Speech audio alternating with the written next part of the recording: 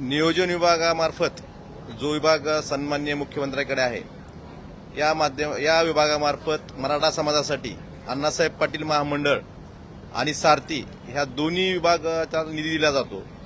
अण्णासाहेब पाटील महामंडळाच्या मार्फत जे मराठा तरुण उद्योजक आहेत, बेरोजगार आहेत तरुण, त्यांच्यासाठी कर्ज पुरवठा केला जातो।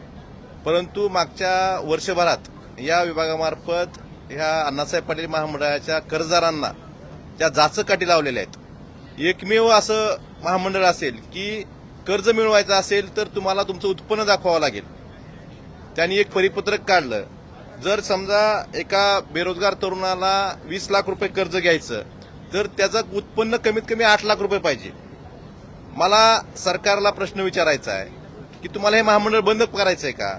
एका बाजूला मराठा तरुण बेरोजगारांना आम्ही एवढा निधी देतो, एवढी तरतूद करतो म्हणून सांगायचं आणि उत्पन्नाच्या अटी दाखवायच्या। मला आपल्याला सांगायचंय की कुठलाही तरुण, बेरोजगार तरुण एखादा कर्ज घेत असेल तर त्याचं जर 8 लाख रुपये उत्पन्न असेल तर तो कर्ज मागायला कसं येईल? आणि ह्या अटी बँकेने लावलेल्या नाहीत, ह्या अटी महामंडळाने लावल्या आहेत एलवायसाठी। त्यामुळं आपण जर बघतो की मराठा समाज बहुतांश हा शेतकरी वर्ग आहे। 8 लाख रुपये जर त्याला निव्वळ उत्पन्न करायचं म्हणलं तर सोयाबीन, कापूस हे जी पिकं घेतो त्यातून 8 लाख रुपये उत्पन्न निघू शकतं का? आणि मराठा समाजासाठी जे अण्णासाहेब पाटील महामंडळ आहे हे बंद पाडण्याचा घाट ह्या सरकारचा आहे। आणि जे तरुण बेरोजगार आहेत, या बरेच ट्रॅक्टर असतील, टुरिस्ट गाड्या असतील, आपले जेसीबी असेल, हे जे वाहनं होते या वाहनांचा एलवाय बंद केलेला आहे। मग तरुणांनी रोजगार करायचा नाही का? आणि जुना अनुभव जर बघितला तर जवळपास ही व्याज परताव्याची रक्कम आहे, शासन फक्त व्याज परतावा देतं।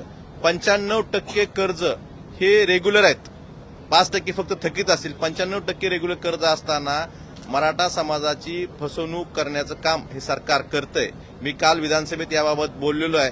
आणि मराठा समाजावर अन्याय या अधिकाऱ्यामार्फत केला जातोय, सरकारमार्फत केला जातोय। ह्या ज्या जाचकाठी आहेत त्या जाचकाठी जर नाहीत काढल्या तर मराठा समाजातल्या तरुणांना, बेरोजगारांना कुठलंही कर्ज मिळणार नाही। अटी लावायचं बँकेने लावाय ना, तर महामंडळ जर एलवायसाठी अटी लावत असेल तर हे अन्यायकारक आहे आणि हे मराठा समाजावर अन्याय हे सरकार करते। त्याचबरोबरीनं प्रत्येक आता 1,30,000 रुपये जर कर्ज पाहिजे असेल तर कमीत कमी त्याला 50,000 उत्पन्न पाहिजे। आणि जर 20 लाख रुपये कर्ज घ्यायचं असेल तर त्याला 8 लाख रुपयाचं उत्पन्न पाहिजे त्या कुटुंबाचं।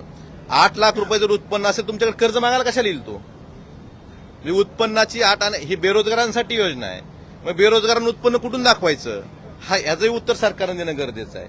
आणि दुसरी योजना जी एक शालेय विद्यार्थ्यांसाठी NMMS मार्फत जी परीक्षा घेतली जाते तर मराठा समाजातल्या तरुणांना, विद्यार्थ्यांना 7वी 8वी ते 10वीच्या विद्यार्थ्यांना 800 रुपये प्रति महिना, 9,600 रुपये प्रतिवर्षी ही शिष्यवृत्ती दिली जायची सारथी मार्फत। मागच्या 2 वर्षापासून ही शिष्यवृत्ती द्यायचं शासनानं बंद केलेलं आहे। का बंद केलं ह्याचंही उत्तर शासनाने देणं गरजेचं आहे। एका बाजूला मराठा समाजासाठी योजना आणणार म्हणून सांगायचं, तरतूद केली म्हणून सांगायचं, मोठी मोठी भाषणं करायची, आणि दुसऱ्या बाजूला मराठा समाजावर अन्याय करण्याचं काम हे सरकार करतंय। काल विधानसभेत पुरवणी अर्थसंकल्पीय मागण्यावर चर्चा करताना हा विषय मांडलेला आहे। सरकारकडनं जे अपेक्षित उत्तर येणं होतं हे अद्यापर्यंत आलेलं नाही, परंतु सरकार हे मराठा समाजावर अन्याय करते।